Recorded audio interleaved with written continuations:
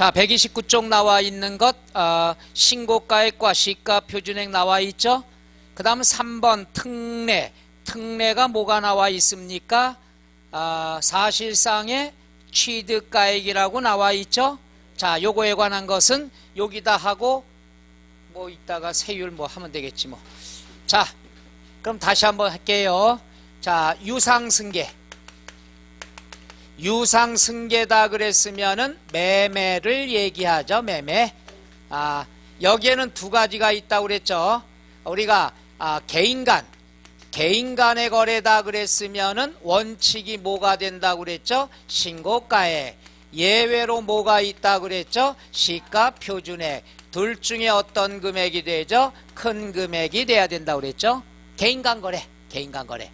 그럼 개인 간 거래 말고는 뭐가 있느냐? 얘들은 비교해야 되지만 그 다음 국, 수, 공, 판, 장, 그 다음 법률에 관한 것, 요렇게 법률이라고 하는데 이건 뭐냐 하면은 이거예요. 금액이 노출됐을 때, 금액이 객관적으로 입증이 됐다는 표현 쓰는데 우리끼리는 금액이 들켰을 때, 노출됐을 때, 이럴 때는 이런 시가 표준액이고 뭐고 필요 없습니다. 노출된 금액이 취득가액이 된다는 것. 그 노출된 금액을 뭐라고 얘기하느냐? 사실상 취득가액이라고 얘기합니다. 사실상이죠. 사실상은 객관적으로 금액이 노출, 입증된 금액인데 이건 무엇을 얘기하나? 하나씩 한번 해볼게요. 국은 뭐냐? 국가로부터 취득했어요. 국가로부터 국유지를 내가 1억 주고 샀어요. 그럼 1억에 샀다는 걸 국가가 알아요? 몰라요? 알죠? 그 금액을 국가가 아는데 내가 이걸 갖다가 숨길 수 있다 없다? 없다. 그럼 그 노출된 금액이 취득가액이란 얘기죠. 이해가요? 얘는 시가표준액과 비교할 필요 없어요. 얘는 금액이 노출됐어요. 예를 들어 국유지인데 시가표준액이 10억인데 내가 8억에 살 수도 있는 거죠. 이럴 때는 노출된 8억이 취득가액이 된다는 것. 개인 간의 거래만 비교하는 거지 얘는 비교할 필요 없는 거죠. 또 뭐가 있느냐? 수입. 수입이라는 건 뭐냐? 외국에서 우리나라에 들어오는 게 수입이 아니죠. 우리나라에 도착된 것을 세관을 통과해야지 수입이 되는 거예요. 그럼 세관 통과할 때 얼마에 사왔는지 신고해야 되겠죠. 세관에다 나 1억에 주고 사왔어. 그럼 1억이라는 금액이 노출이 됐죠. 세관에서 알게 됐죠. 조작할 수 없겠죠. 그 금액이 취득가액이 된다는 얘기죠. 다 노출된 거예요. 그 다음에 공은 공매 경매. 자, 공매를 했으면 내가 입찰을 하죠. 거기에 금액을 써서 낙찰을 받으면 낙찰받은 금액을 내가 입금시켜야 되겠죠. 낙찰받은 금액은 공매기관에 노출이 돼 있죠. 1억에 낙찰받았다. 나 얼마 지급하면 돼요? 1억. 1억에 낙찰받았는데 5천만 원 줄 수는 없다는 얘기죠. 따라서 노출된 금액, 그 금액이 바로 뭐가 된다? 취득가액이 된다는 얘기죠. 말뜻 이해가요? 들통난 거예요. 들통난 거. 그 다음 판은 판결문에 의한 거. 판결문은 누가 작성해요? 법원이 작성하죠. 법원이 나오죠. 갑은 을에게 언제까지 10억을 지급하도록 명한다. 10억이 판결문에 명시가 돼 있죠. 10억 주라고 그랬는데 5억만 줄 수는 없죠. 이렇게 법원의 금액이 노출이 됐다. 그 금액을 인정한다는 얘기죠. 장은 장부예요. 장부는 누가 작성하냐? 법인이 작성하죠. 내가 법인이에요. 법인. 그럼 법인이면은 금액을 지급하면 1억을 줬다. 그럼 1억을 장부에 써야 되겠죠. 1억을 줬는데 5천만 원이라고 쓸 수는 없다는 얘기죠. 이해가요? 그러니까 그 노출된 금액이 바로 뭐가 된다? 취득가액이 된다. 국가로부터 수입했을 때 공매, 그 다음 판결문, 법인장부에 의해서 금액이 여기에 노출이 되면 그 금액이 바로 취득가액이 된다. 이해가요? 그 다음에 법률이라는 것은 뭐냐 하면은 원래 부동산 거래 신고에 관한 법률이에요. 이 말은 뭐냐? 부동산을 거래하면은 반드시 뭘 해야 된다? 신고를 해야 되죠. 거래가액을. 그러니까 그 금액이 노출될 수밖에 없죠. 이번 부동산이 얼마에 거래했다 신고합니다. 신고한 금액이 바로 취득가액이 된다는 얘기죠. 따라서 법률에 의해서 뒤에 이것도 확인사살 나와요. 검증이 된 금액. 부동산 거래 신고에 관한 법률에 의해서 검증이 된 것은 그 금액을 인정을 해주겠다는 얘기죠. 해서 국수, 공판장, 법률이라는 말이 나오면 아, 금액이 노출됐구나. 노출됐으면 그 금액이 취득가액이 된다. 그 금액을 뭐라고 얘기합니까? 시작. 사실상 취득가액. 무조건 알아둬야 됩니다. 따라서 시험 문제 보면은 요거예요. 요거는 법이냐? 법인이라고 나왔냐? 개인 나왔냐? 이게 시험에 둘 중에 하나예요.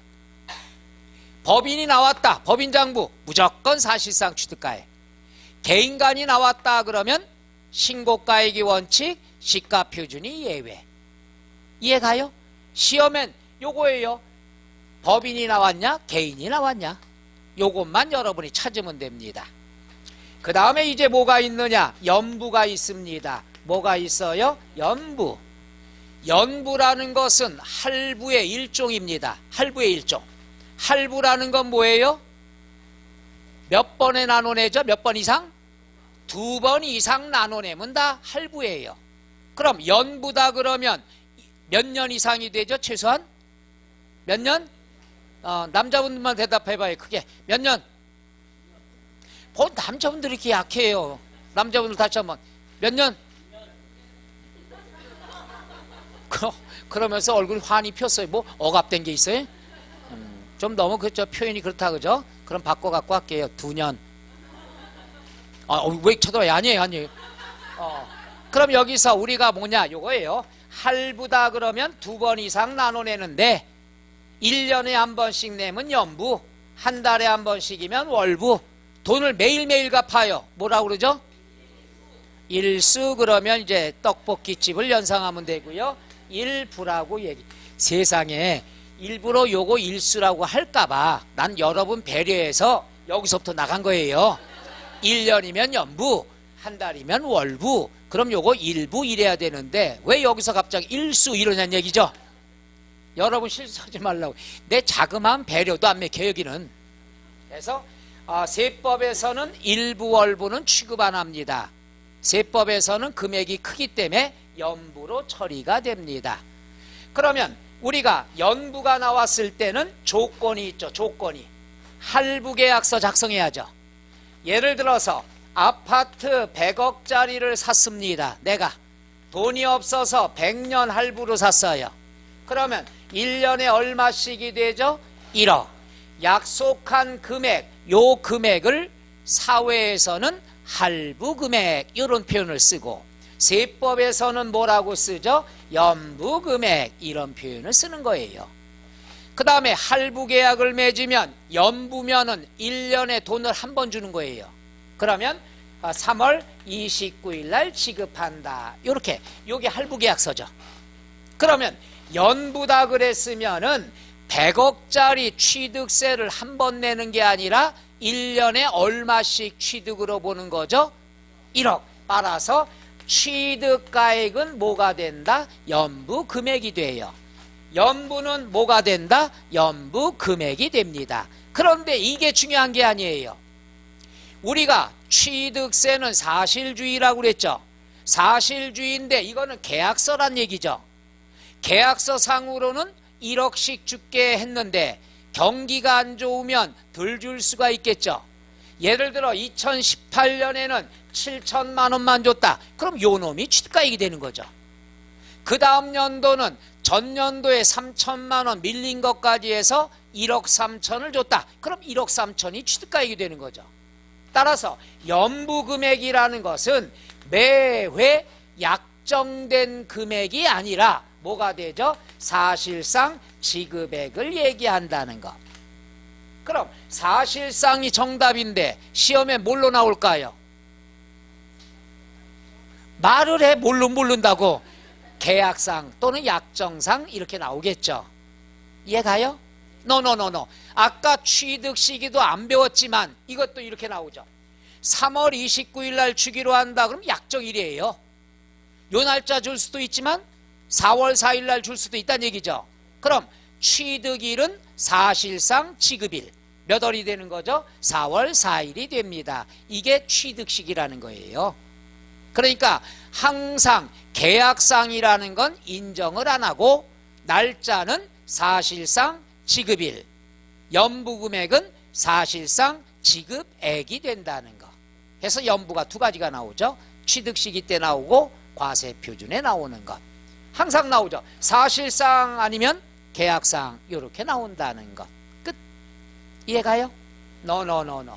그 다음에 뭐가 있느냐? 요거 세 가지를 다 할게요. 개수가 있고 개수. 그 다음에 종류 변경이 있고 한꺼번에 할게요. 지목 변경이 있죠. 그럼 개수나 종류 변경, 지목 변경은 어디서 배웠죠?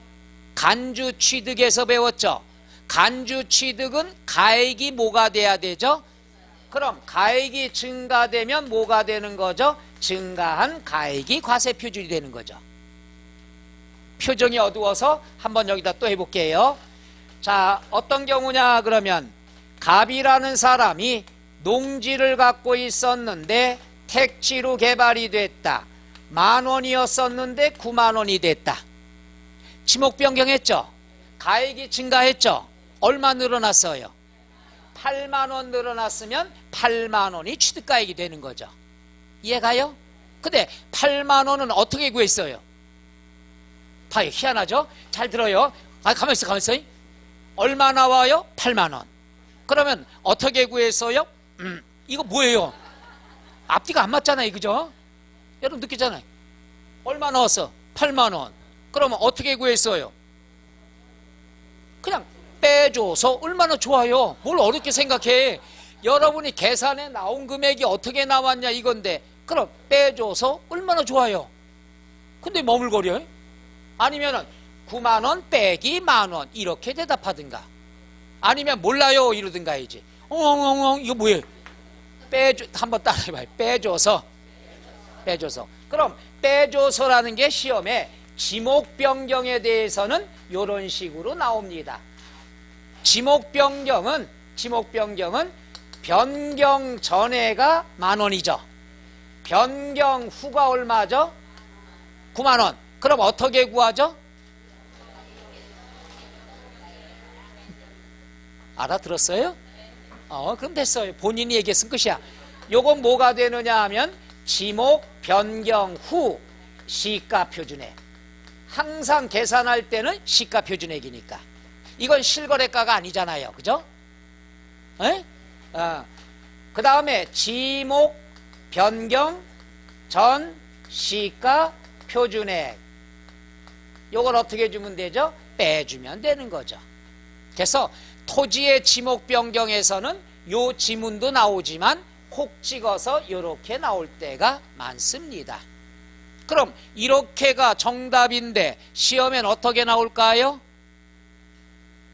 말을 바꿔서 이렇게 아까는 빼줘서 지금은 바꿔서 이렇게 쉬운 걸 왜 어렵게 생각해? 내가 어려운 거 질문한 적 없잖아요. 우리끼리 표현 항상 쉽게 표현하려고 그래요. 이건 어떻게 나왔어요? 빼줘서. 이건 어떻게 나올까요? 바꿔서. 뭘 바꿔서? 변경 후 변경 전을 바꿔서. 여기선 이런 거 틀릴 사람 우리 바보로 하나? 바보예요. 시험 보러 가서는 이게 안 보인대요. 그러니까 바보죠. 이해가요? 세법은 항상 얘기하자. 둘 중에 하나예요. 접근하기 되게 쉬운 거예요. 답 찾는 거 진짜 쉬운 거예요. 안 해서 그렇지. 그래서 매번 어떻게 나오는가? 사실상 계약상. 요거는 바꿔서. 그죠? 그렇게 하면 어려운 게 하나도 없잖아요. 오케이? 몇 개가 더 있습니다. 하나 더 할까요? 있습니다만은 여기에서 조금 이따 하나 설명을 해야 됩니다. 여기에서는 미리 설명할게요. 신축, 증축은 제외.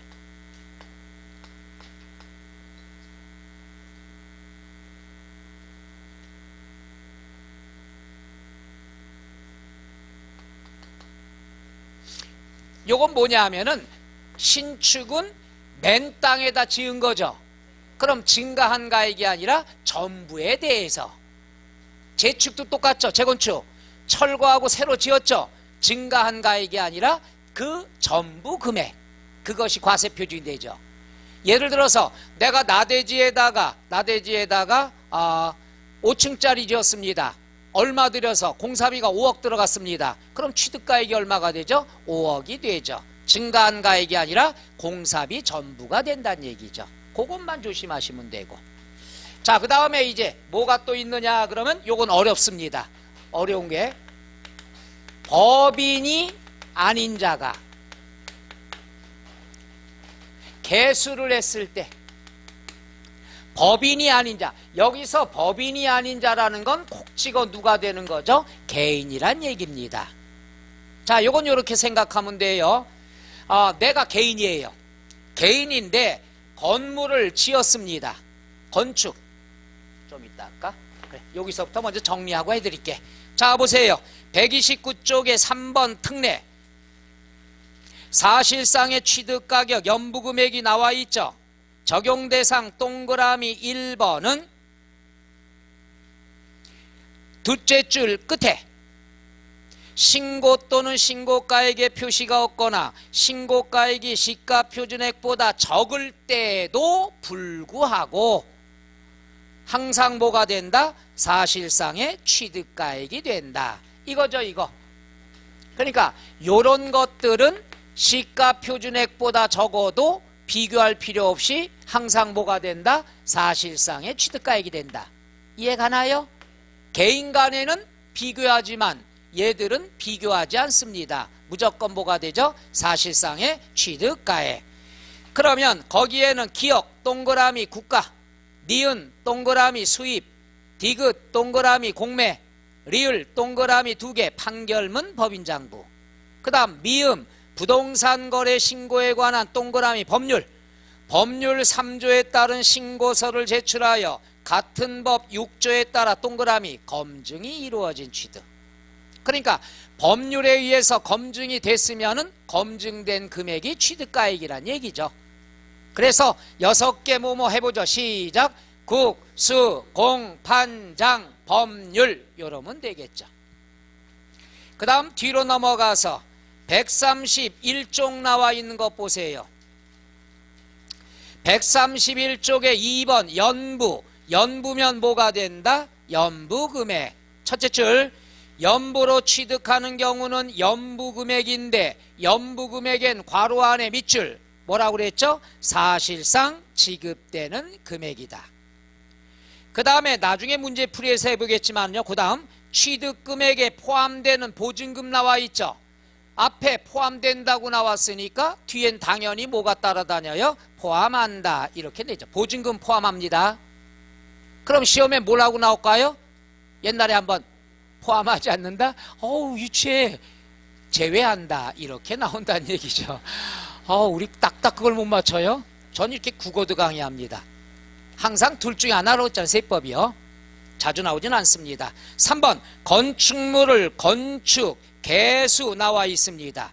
동그라미 건축 개수 종류 변경 나와 있죠. 건축물을 건축하는데 괄호 안에 밑줄 신축과 재축은 제외한다. 이렇게 나왔죠. 뭘 제외한다는 거예요? 아니 뭘 제외하니, 이 신축 재축은 증가한 가액에서 제외한다는 얘기죠. 그럼 콕 찍어서 뭐가 되는 거죠? 공사비 전액이 되는 거죠. 오케이? 이해가요? 그래서 건축을 하는데 건축에는 뭐가 있습니까? 건축에 4개가 있죠. 건축에 대해서는 신축, 재축 요 2개는 전부가 되고, 그 다음에 증축, 증축은 증가한 가액, 그 다음에 뭐가 있어요? 개축, 증가한 가액. 그러니까 건축 4가지 중에서 증축과 개축은 증가한 가액이 되는 거고, 신축과 재축은 뭐가 됩니까? 신축 재축은 공사비 전액이 된다는 것. 이해가요? 근데 세법에서는 큰 의미가 없습니다. 자, 1번 건축물을 건축하거나 개수하거나 종류 변경하면은 증가한 가액. 2번 이 경우에 신고가 없으면 뭐가 되죠? 시가 표준액이 된다. 비교하라는 얘기죠. 그 다음에 4번 밑줄 토지의 지목 변경. 토지의 지목 변경은 일반적인 경우 1번 토지의 지목을 변경하면은 뭐가 과세 표준이 된다? 동그라미 증가한 가액. 그런데 2번 토지의 지목에서 이거죠. 증가한 가액은 변경 후에서 변경 전을 어떻게 한다? 빼준다. 그게 바로 요거죠. 괄호 2번에 보면은 첫째 줄 끝에 동그라미 1번 가액에서 동그라미 2번 가액을 어떻게 한다? 뺀 가액으로 한다. 그럼 동그라미 1번은 밑줄 지목 변경 이후의 시가 표준액. 동그라미 2번은 뭐가 되죠? 지목 변경 전의 시가 표준액. 이해가나요? 요게 1번, 요게 2번 빼준 금액이 된다는 얘기죠. 오케이? 아주 간단하잖아요. 뒤로 넘어가서 5번은 뭐 과점주주가 된 날 되는 거고 6번 보세요. 법인이 아닌 자, 거기다 써놔야죠. 법인이 아닌 자를 뭐라고 그러죠? 개인. 건축을 했어요. 건축부터 볼까요? 건축. 요거죠. 이거예요.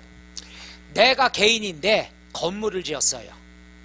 법인이 건축을 하게 되면은 공사비 지출액은 장부에다 쓰겠죠. 따라서 장부로 증빙이 되겠죠. 그럴 땐 뭐가 되죠? 사실상의 취득가액이죠. 그러니까 공사비 들어간 전부가 되겠죠. 근데 내가 개인이에요. 개인은 공사비 들어간 걸 조작할 수가 있겠죠. 장부를 안 쓰니까. 이럴 때 달래려고 꼬시는 게 요거예요. 법인이 아닌 개인이 건축을 하게 되면은 공사비 부풀리지 말아라. 대신 혜택을 주겠다. 어떻게? 공사비 들어간 금액의 100분의 90 이상을 초과한 금액이죠. 초과 금액이 이상이라고 하는 게 낫겠다. 이상의 지출이 이상이 법인장부. 여기서 말하는 법인장부는 상대방 건설업자를 얘기하죠. 그러니까 내가 개인인데 현대건설에다가 상가건물 100층짜리를 부탁을 했습니다. 그럼 나는 장부를 안 만들었어요. 공사비가 입증이 안 돼요. 그런데 상대방 현대건설에는 공사비 받을 때마다 장부에 써놓을 거 아니에요. 이해가요? 그것이 공사비의 100분의 90 이상이 법인장부에 대해서 입증을 했다. 여기서 말하는 법인은 상대방을 얘기하죠. 건설업 90% 이상이 공사비가 상대방 장부에 입증이 되면은 혜택을 줘요. 100분의 90이면 100분의 10이 더 들어가야 될 거 아니에요. 최대한 100% 다 인정해 주려고 하는데 혜택을 줘요. 첫째, 100분의 90 이상이 법인장부에 입증됐으면 첫째, 법인장부에 입증된 금액은 무조건 100% 인정해 주고 여기에다가 장부에는 안 써 있지만 반영이 안 됐지만은 계산서라든가 세금 계산서가 있으면 이 금액도 인정을 해주겠다는 얘기예요. 그 다음에 마지막 세 번째, 건물을 지으면은 우리가 강제로 해야 될 게 있어요. 국민주택 채권을 강제로 매입하죠. 여러분 해봤어요? 채권을 강제로 사는데 500만 원 주고 샀다. 그러면 지금은 500만 원짜리가 아니에요. 이게 만기가 10년이다. 10년까지 갖고 있어야 이자 포함해서 500만 원 받는 거예요. 현재 시세 팔면은 200만 원 정도뿐이 안 된다 이거죠. 그러니까 500만 원에 사서 지금 팔면은 200만 원뿐이 못 받으니까 항상 손해볼 수밖에 없다는 얘기죠. 이거는 법에 의해 강제적입니다. 그러니까 500만 원에 사왔다. 그러면 만기 때까지 갖고 있어야 500만 원 받습니다. 근데 이때까지 갖고 있는 사람 거의 없죠. 그냥 짓기 완공되기 전에 팔아버려요. 그죠? 그럼 실무에서 누구한테 팔을까요? 그렇죠. 금융기관도 되고 우리 개인이 할 때는 법무사한테 많이 팝니다. 그럼 법무사가 그거 갖고 또 차익을 봐요. 팔아가지고. 그래서 요럴 때 손해볼 수밖에 없죠. 또 뭐가 있느냐 그러면 자동차 사죠. 차 사면 여러분 뭐예요? 공채 강제로 사죠. 물론 괜찮아. 이따가 다 사고 한번 내면 되지 뭐. 그럴 경우에도 손해볼 수밖에 없죠. 만기 때까지 공채 갖고 있는 사람 없어요? 되판단 얘기죠. 그럼 손해볼 수밖에 없죠. 그럼 이거는 법에 의해서 강제적으로 손해보는 거예요. 따라서 야, 너 건물 지었다며? 채권 샀겠네? 팔았어? 손해받겠네? 그 손해를 매각차손이라 합니다. 뭐라고 그래요? 매각차손. 요것도 법에 의해서 강제적으로 손해본 거니까 세법에서 얘도 인정을 해줘요. 취득가액에 포함을 시킵니다. 아까 얘기했던 대로 자동차 살 때도 공채 강제로 사죠. 팔면 손해보죠. 손해본 것도 자동차 가격에 포함을 시켜줍니다. 똑같은 거예요. 그래서 법인이 아닌 자가 건축물을 건축했을 때 90% 이상이 법인장부에 의해서 입증이 되면 세 가지 금액을 다 인정해 준다는 얘기죠. 하나는 법인장부에 입증된 금액, 계산서에 의한 거, 그 다음 매각차손에 관한 것. 세 가지 더한다. 요건 난이도가 높습니다만은 알아두면 되죠. 다 여러분들이 개인이니까 앞으로 다 써먹을 기회가 있겠죠. 그 다음 마지막입니다. 마지막은 일괄취득이라는 게 있어요. 해보죠. 일괄취득. 일괄취득이라는 것은 뭐냐 하면은 토지와 건축물을 한꺼번에 사는 거죠. 사회에선 다 이렇게 사죠. 상가 건물 살 때 건물 얼마, 땅 얼마 이렇게 안 하죠. 한꺼번에 얼마 이러죠. 이럴 경우에 자 요거죠. 건축물이 있고 토지가 있습니다. 요걸 내가 얼마에 샀느냐? 10억에 일괄취득했어요. 그런데 취득세는 요놈 따로따로 해야 되겠죠. 이럴 경우에는 어떻게 하느냐? 안분계산 나눠준다는 얘기죠. 해보죠. 안분. 그럼 나눠주는데 건축물 토지를 어떻게 나눠주느냐? 항상 지방세는 시가표준액이 나오죠. 이택스 위택스 들어가 보면 요거의 시가표준액이 뜨죠. 요건 실거래가고 요거 비율로 안분 계산한다. 이게 무슨 말이냐? 이택스 들어가서 지번을 치니까 건축물이 2억이야. 요 토지는 3억이에요. 시가표준액. 그럼 5억짜리를 얼마에 산 셈이에요? 10억에 산 거란 얘기죠. 그럴 경우에 건축물이 10억 중에서 얼마냐? 10억 곱하기 2억 3억 더하니까 얼마? 5억 분의 건축물의 시가가 얼마? 2억. 겁먹지 말아요. 계산 안 시키게. 그 다음에 토지는 10억 곱하기 5억 분의 3억 그래서 4억. 요게 취득원가. 여기에 대해서 세율 곱하면 되고 여기에 대해서 6억 곱하기 이렇게 해주면 되겠죠. 그러니까 세법은 이따가 또 나올 겁니다. 여러 개 둘이 포함되어 있다 그러면 항상 무슨 계산? 안분계산 생각하면 되죠. 안분계산은 무엇 비율로 한다고 그랬죠? 시가표준액 비율로. 끝. 이게 바로 과세표준. 이번 시험에 나올 가능성이 높은 것들입니다. 몇 개 안 되잖아요 이거. 그죠? 내가 글씨가 커서 그렇지 여러분 정리하면은 요만큼 돼. 요만큼 중에서 한 문제 나오는 건데 그걸 틀리면 어떻게 해? 자, 한번 밑줄 쳐볼까요? 자, 132쪽에 6번 보세요. 자, 법인이 아닌 자가 건축이나 대선했을 때 나와 있죠? 법인이 아닌 자는 콕 찍어서 뭐라고 써주면 되죠? 개인. 첫째 줄 보세요. 법인이 아닌 자가 건축물을 건축하거나 대수선에서 취득하는 경우로서 밑줄 취득가격 중 공사비가 되겠죠. 100분의 90을 넘는 가격이 법인장부에 따라 입증되는 경우에는 시가표준액 사실상의 취득가액에도 불구하고 다음 금액을 합하여 계산한 취득가액으로 한다. 몇 개 더 한다고 그랬죠? 3개. 괄호 1번의 밑줄 법인장부로 증명된 금액. 2번 법인장부엔 들어가지 않지만은 계산서나 세금 계산서로 증명이 됐을 때, 세 번째는 첫째 줄 가운데 끝에 국민주택 채권을 부동산 취득 이전에 양도함으로써 발생하는 동그라미 뭐죠? 매각 차손. 말뜻 이해갑니까? 100분의 90이라는 숫자만 알면 되고 3개 더한다는 것만 알면 됩니다. 그 다음 7번 일괄 취득. 괄호 1번 토지와 건축물을 한꺼번에 취득하여 토지 건축물의 취득가격이 구분되지 아니하면 한꺼번에 취득한 가격, 금방 10억이라고 예를 들었죠? 이것을 토지와 건축물 등의 밑줄 무엇의 비율로? 시가표준액의 비율로 나눈 금액, 안분계산이라고 그랬죠. 일괄취득 이해가요? 계산 문제 없어요. 이론이 나오는 거죠. 계산 문제 없습니다. 겁먹지 말아요. 이건 여러분이 이해 좀 가라고 예를 들은 거고. 오케이? 자, 그 다음에 면세점 133쪽 8번의 면세점. 면세점이 뭐라고 그랬죠? 세금이 면제되는 기준 시점. 요건 동그라미 1번만, 괄호 1번만 알면 되죠.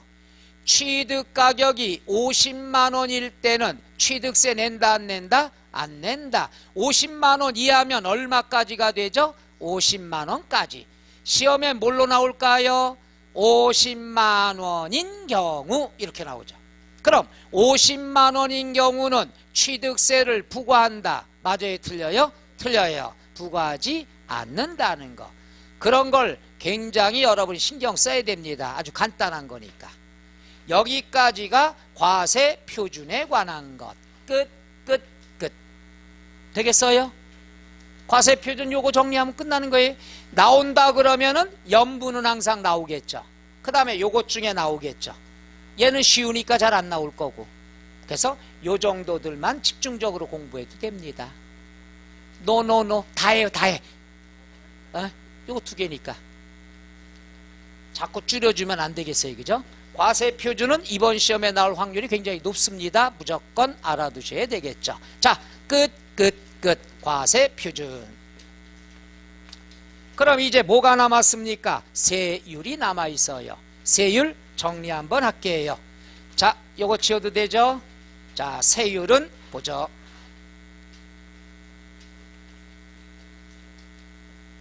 자, 세율은 첫째 뭐가 나오느냐? 표준세율이 나옵니다.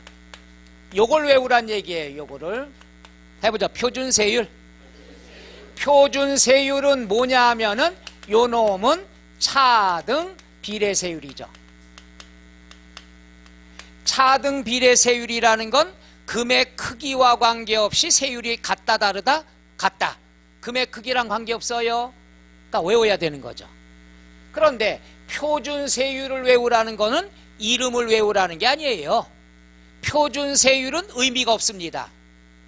표준세율은 지방세에서 사용하는 세율의 명칭이에요.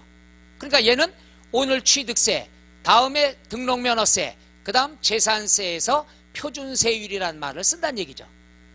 양도소득세, 종부세는 국세입니다. 국세에는 표준세율이라는 말을 안 써요. 미리 얘기하면 기본세율이라는 말을 쓰는 거죠. 따라서 지방세에서 세율 나올 때마다 표준세율을 할 거예요. 그러니까 명칭에 불과하다. 그런데 이거 있죠. 정리. 표준세율은 표준세율. 표준세율은 금액이 정하다고 그랬죠. 일정하다고. 근데 이건 고정이 된 게 아닙니다. 요거는 플러스 마이너스 조정할 수 있어요. 누가? 지방자치단체장이. 요 괄호 안에 있는 내용은요, 오늘 등록면허세, 재산세 똑같으니까 오늘 하루만 설명할게요. 똑같으니까 표준세율은 지방자치단체장은 표준세율의 100분의 50 범위 내에서 플러스 마이너스 조정할 수 있다. 요 지문은 취득세, 등록면허세, 그 다음에 재산세, 즉 지방세에서 다 똑같은 지문이에요. 얘는 시험에 자주 나왔습니다. 근데 틀리게 나온 적이 한 번도 없어요. 얘는 항상 모범생이에요. 그러니까 이건 신경 안 써도 되겠죠. 그냥 지방자치단체장은 표준세율의 100분의 50 범위 내에서 플러스 마이너스 가감 조정할 수 있다 없다? 있다. 이렇게만 나오는 거예요. 다음 시간에 또 배워요. 그때 가서 이상한 눈빛 보내지 말아요. 오늘 다 한 거예요. 자, 그럼 이제부터 들어갑니다. 요건 이제 설명이고 지금부터 숫자 들어갑니다. 외워야 될 것. 첫째, 유상승계. 아주 쉬워요. 유상승계다 그러면 대표적인 게 매매가 되겠죠. 이거 쓰지 마요. 프린트 준비해놨습니다. 프린트 나눠줄 거예요. 쓰지 말고 나만 봐요. 나만 봐요. 눈치들은 빠르셔. 봐, 첫 시간 때보다 지금 표정이 많이 밝아졌잖아. 좀 알아듣겠거든. 좀 알아들어요? 이해가는 것들이 있어요? 그럼 뭐예요? 2주 뒤에는 다시 원점인데. 유상승계는 두 가지예요. 돈 주고 사온 거. 돈 주고 사온 거는 농지냐 아니냐. 농지냐 아니냐. 그러니까 물건에 따라 세율이 다른데 이거는 농지는 3% 아니면 4%예요. 그럼 시험에는 천분율로 나오니까 천분의 얼마? 30. 천분의 얼마? 40이 되는데 여러분 이제 알아두세요. 내가 강조합니다. 취득세가 몇 프로냐고 물어본다면은 4%라고 알아두세요. 몇 프로? 이따 마지막 시간 끝날 때쯤 되면 실무처럼 설명을 해줄 건데 내가 계산하는 걸. 취득세 미리 얘기합니다. 취득세 세율 몇 프로? 몇 프로? 몇 프로? 3번 했어요. 3번 했는데 마지막 시간에 취득세 세율 몇 프로? 이러면 큰일 나는 거예요. 4% 했습니다. 취득세 세율 몇 프로? 오케이. 몇 프로예요? 어르신 내가 이따 물어볼게요. 어르신이 맞으면 오늘 이따 일찍 끝내줄 거고, 어르신이 만에 하고 계셨다 그러면 오늘 밤새는 거 이제. 자, 요거 알면 끝이에요. 그 다음에 두 번째 상속. 상속도 똑같아요. 농지냐 아니냐. 물건에 따라. 농지는 얼마가 되느냐? 2.3%, 2.8%인데 요거는 똑같아요. 다른 거랑. 이따 다 한 다음에 정리해 드릴게. 그럼 요거는 1000분의 23, 1000분의 28. 23 아니면 28이에요. 결론 얘기하면 외울 건. 요거 3, 4% 알고 나면 23 아니면 28이에요. 그러니까 외울 게 뻔하죠. 23 아니면 28 요것만 알면 되니까. 그 다음에 시험엔 증여가 나오는데 요거예요. 얼마 전에 그 할머니 11억을 대학교에 기부하고 돌아가셨죠. 암 때문에 11억을 기부했습니다. 대학교에. 증여죠. 증여는 대학교에서 11억 받아가지고 어떻게 합니까? 뭐 투자해서 이자가 나오면 그걸 가지고 장학금으로 주겠죠. 원금으로 주는 경우는 별로 없어요. 원금으로 장학금 주면 다음에 장학금 돈이 말리니까 이걸 투자해서 나오는 이자를 가지고 수익을 가지고 장학금을 줘야 매년 주게 되는 거죠. 따라서 대학교에서 그 돈을 받아가지고 어떻게 해요? 오늘 학생들 학생식당으로 모이셔. 오늘 학교에서 파티합니다. 공짜 돈 들어왔어요. 이래요? 아니죠. 장학금 주겠죠. 공익사업에 쓰죠. 공익사업에 쓰면은 우리가 세금이 쌉니다. 따라서 비영리 사업자라는 말이 나옵니다. 이러면은 쌉니다. 상속과 똑같아요. 2.8%, 1000분의 28. 그런데 내가 이분한테 우리 얼굴에 살 좀 쪘네. 공부하느라고. 모자 써서 그런가 보다. 그죠? 머리 안 감았어? 자, 이 친구한테 한번 얘기해. 자네 내가 100억을 줬어. 돈. 그럼 뭐 할 거야? 건물 살 거야? 아, 왜 우린 대화들이 안 되냐? 개인끼리 공짜 돈 100억 받았어요. 뭐 할 거예요? 모르겠어요. 안 받아봐서? 아이고, 빨리 줘야 되는데. 우리가 100억을 받으면 어떻게 돼요? 개인이 공짜 돈이라고 생각한다면 뭐 할까요? 뭐 해외여행을 간다든가 오늘 뭐 소고기 사 먹든가 하겠죠. 따라서 개인이 받았을 때는 세금이 비쌉니다. 세금이 제일 비싸요. 세금은 3.5%, 얘만 3.5%, 1000분의 35. 근데 비영리 사업자는 누굽니까? 학교 같은데, 종교단체 같은데, 공익사업 목적. 요즘 나오는 선거 가까웠습니다. 정당도 비영리 사업자예요. 정당이 기부받으면 요거 세금 내는 거예요. 부동산 받으면. 근데 이외 이렇게 공부하지 말아요. 이외 하지 말고 개인이나 법인 이렇게 쓰면 되죠. 시험엔 개인이 많이 나와요. 그러니까 왜 얘가 시험에 많이 나오냐 이렇게 나와요. 아주 시험에 나오는 문제까지 가르쳐 줄게. 얘는 어떻게 나오냐, 개인, 농지, 증여 이렇게 나와요. 그러니까 맨날 다른 것들은 농지냐 아니냐 나오잖아. 농지냐 아니냐에 따라 세율이 다르잖아요. 근데 얘는 증여예요. 증여가 꼭 앞에 있으면 함정이 아니야. 그러니까 앞에다 꼭 농지를 집어넣는다는 얘기죠. 우리는 농지를 볼 필요 있다 없다? 없다. 뭐가 포인트죠? 개인이 포인트죠. 이럴 때는 증여 1000분의 얼마가 되죠? 35. 제일 비싸다는 얘기죠. 나오면은 얘들은 농지냐 아니냐에 따라 세금이 달라지지만 얘는 물건은 관계없어요. 받는 사람이 누구냐 이거죠. 그래서 시험에 항상 이렇게 나오는 게 항상. 요번에도 이렇게 나오면 땡큐죠. 나오면 항상 이렇게 나와요. 그럼 여기서 사람들은 뭐만 신경 쓰냐? 농지만 눈에 확 들어와요. 개인은 아무 생각도 없어.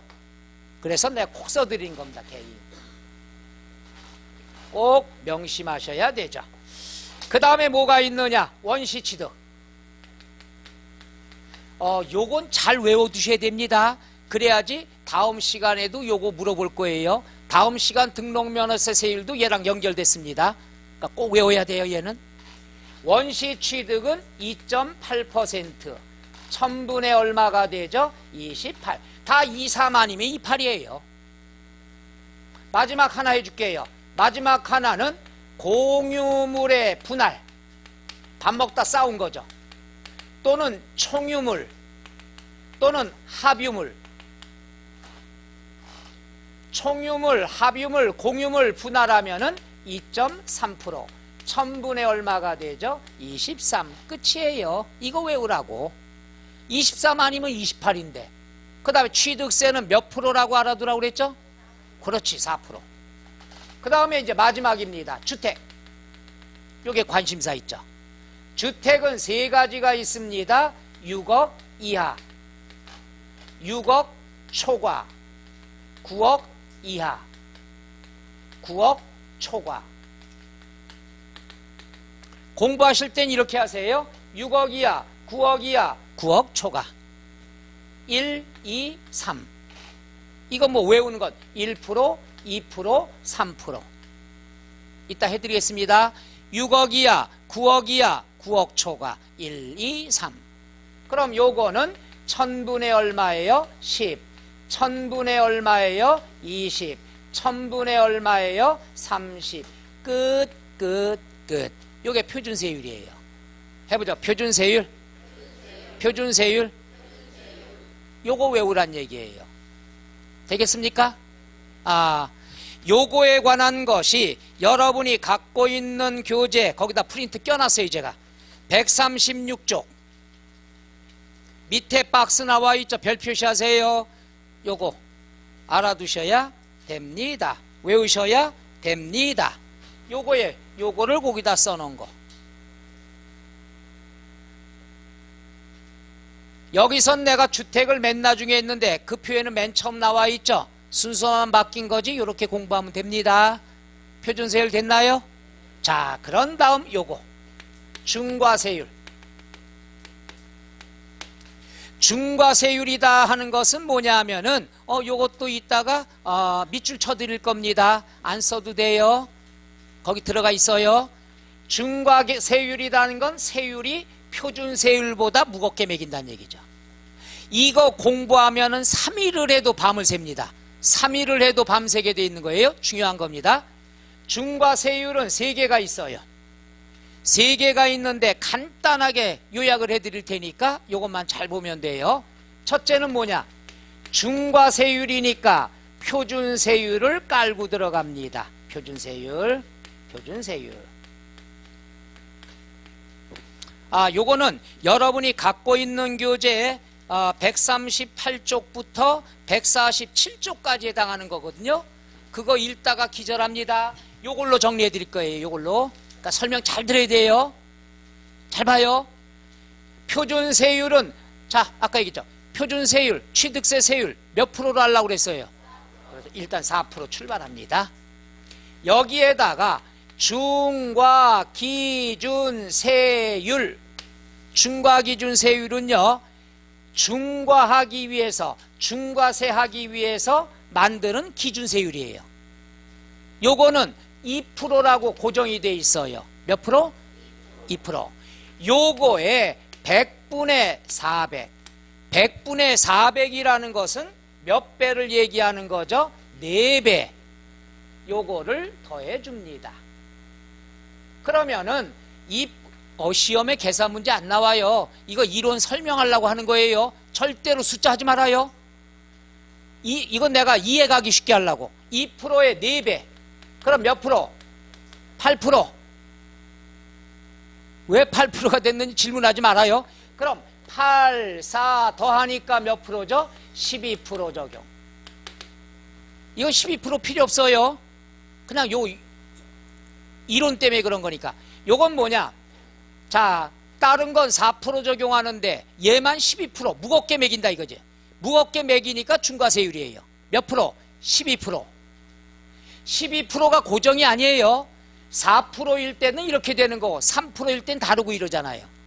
그러면 이걸 공부할 때는 어떻게 하느냐? 4배 이렇게만 알면 돼요. 4배 중과세. 몇 배? 몇 배? 몇 배? 4배니까 4죠. 그래서 얘는 뭐가 되느냐? 사치성 재산을 사면 4배니까 4예요.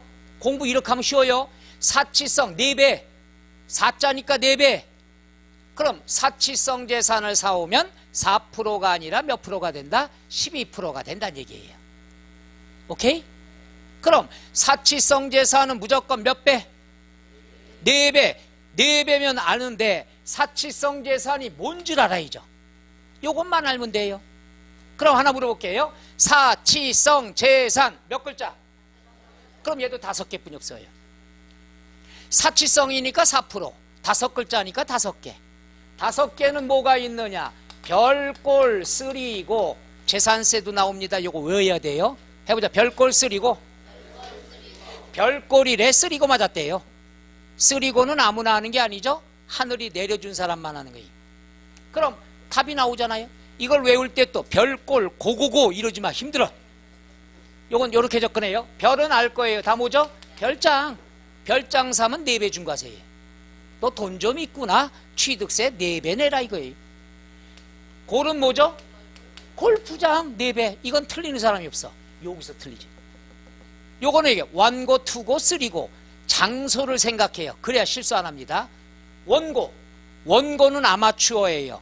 명절 때 어디서 해요? 집에서 하죠. 따라서 고급 주택. 원고는 집에서 해요.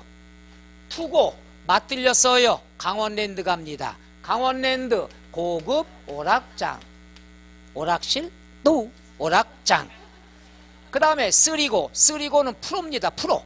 프로는 영화에 보면 홍콩 영화에 도신 뭐 이런 영화가 있어요. 케이블 TV에 있습니다. 도박하는 영화 꼭 가서 봐요. 도신 해갖고. 그러면 도박하는 영화에서는 항상 어디에서 도박합니까? 배에서 하죠. 배에서 해요. 공해상에 가갖고 법에서 구속이 되니까. 그래서 고급 선박. 요렇게 이해하면 끝나요. 해보자. 별꼴 쓰리고. 별은 뭐죠?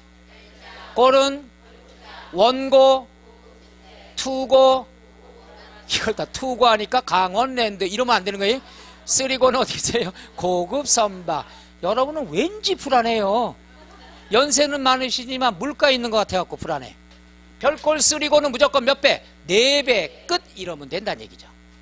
그 다음에 두 번째 있어요. 시험에 그럼 뭐가 나오냐? 여러분의 착각을 유도하는 문제. 요거 하고 쉬는 시간 가질게요. 착각 유도하는 거. 고급자가 나오는 게 있어요. 고급자 다 고급이니까. 하여튼 시험 문제가 유치하기는 고급 자동차. 이게 기출문제 나온 적 있어요. 웃어요? 이거 틀린 사람 많아요 또. 고급자가 나오면 그때부터 머리가 확 깔리기 시작하는 거예요. 에? 외제차 생각나갖고 조심해요. 그 다음에 또 뭐가 나오냐? 요거 나오니까 골프 나오니까 회원권. 이런 게 세법이에요. 난이도 높은 거. 착각을 유도하. 지금 아 소리 나왔잖아. 사람 미치겠어요. 아 소리 나온 사람은 함정에 걸리겠다는 얘기죠. 골프장은 사치성이지만 회원권은 사치성이 아니에요. 이거는 어디서 나오냐? 다음 시간에 재산세 배울 때 나올 거예요. 그러니까 사치성 재산은 몇 배 중과세? 4배. 사치성 재산은 뭐뭐 시작? 별꼴 쓰리고만 하시면 되죠. 요까지 공부하지 마. 괜히 써놨어 이것도. 이거 갖다 또 어디서 본 것 같은데 이렇게 할까봐 아예 안 해야 되는데 실제 기출문제 나왔었으니까 여러분한테 뭔가 보여주면 큰일 나. 착각하니까. 요건 그렇게 하면 4배 중과세 끝나잖아요. 2개 남았거든요. 2개도 내가 개발한 특허가 있어요. 한 방에 끝납니다. 요거 10분간 쉬었다 할까요? 요거 지우지 마세요 다.